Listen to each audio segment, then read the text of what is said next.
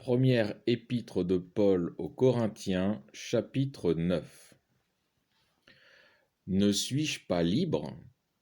Ne suis-je pas apôtre? N'ai-je pas vu Jésus notre Seigneur? N'êtes-vous pas mon ouvrage dans le Seigneur? Si pour d'autres je ne suis pas apôtre, je le suis au moins pour vous, car vous êtes le sceau de mon apostolat dans le Seigneur. Voilà ma réponse à mes détracteurs.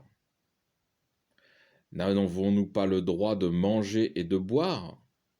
N'avons-nous pas le droit de mener avec nous une sœur comme font les autres apôtres et les frères du Seigneur et Céphas? Ou bien sommes-nous les seuls, Barnabé et moi, qui n'ayons pas le droit de ne point travailler? Qui jamais a porté les armes à ses propres frais? Qui est-ce qui plante une vigne pour n'en pas manger le fruit? Qui est-ce qui fait paître un troupeau sans se nourrir de son lait? Est-ce selon l'homme que je dis ces choses? Et la loi ne les dit-elle pas aussi? Car il est écrit dans la loi de Moïse: Tu ne muselleras pas la bouche du bœuf qui foule le grain. Dieu se met-il en peine des bœufs? N'est-ce pas absolument à cause de nous qu'il parle ainsi? Oui, c'est à cause de nous que cela a été écrit. Celui qui laboure doit labourer avec espérance, et celui qui foule le grain doit le fouler dans l'espérance d'y avoir part. Si nous avons semé parmi vous les biens spirituels, est-ce une si grosse affaire que nous moissonnions de vos biens matériels? Si d'autres usent de ce droit sur vous, pourquoi pas plutôt nous-mêmes? Cependant, nous n'avons pas usé de ce droit, mais nous supportons tout, afin de ne pas créer d'obstacle à l'évangile du Christ. Ne savez-vous pas que ceux qui remplissent les fonctions sacrées vivent au temple, et que ceux qui servent au temple ont part à l'autel? De même aussi, le Seigneur a ordonné à ceux qui annoncent l'Évangile de vivre de l'Évangile. Paul pose toutes ces questions pour amener à comprendre que tout travail mérite salaire, et donc que l'évangéliste a droit à une part matérielle de ceux à qui il a fait connaître l'Évangile. Je poursuis verset 15. Pour moi, je n'ai fait valoir aucun de ces droits, et ce n'est pas afin de les réclamer en ma faveur que j'écris ceci.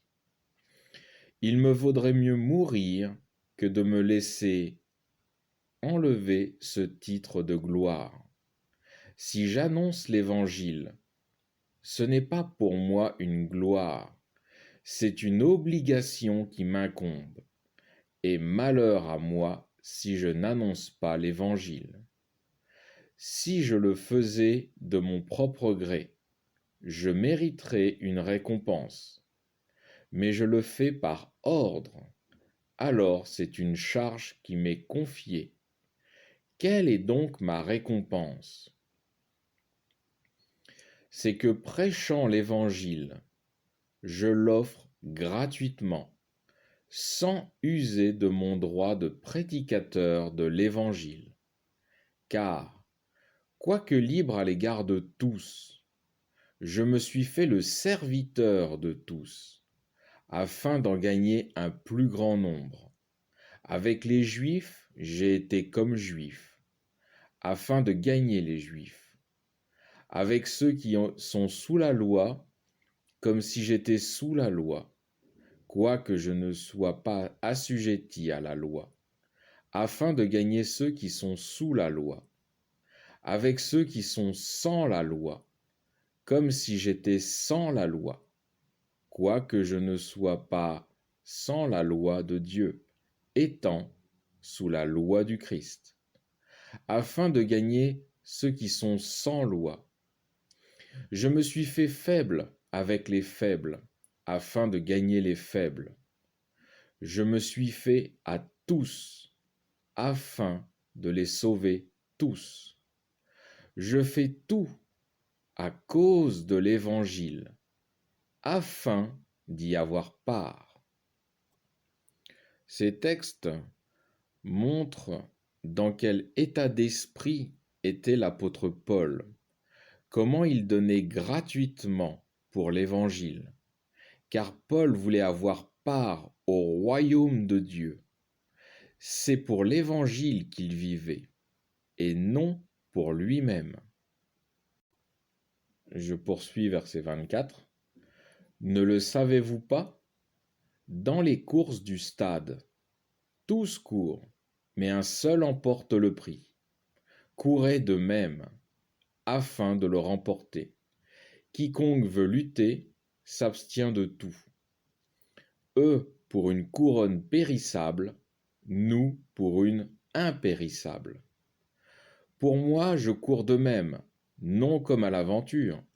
Je frappe, non pas comme battant l'air, mais je traite durement mon corps, et je le tiens en servitude, de peur qu'après avoir prêché aux autres, je ne sois moi-même réprouvé. Paul explique ici l'état d'esprit qu'il nous faudrait avoir. Cela doit être le même que les sportifs qui veulent gagner la compétition. Ici s'achève la fin du chapitre 9.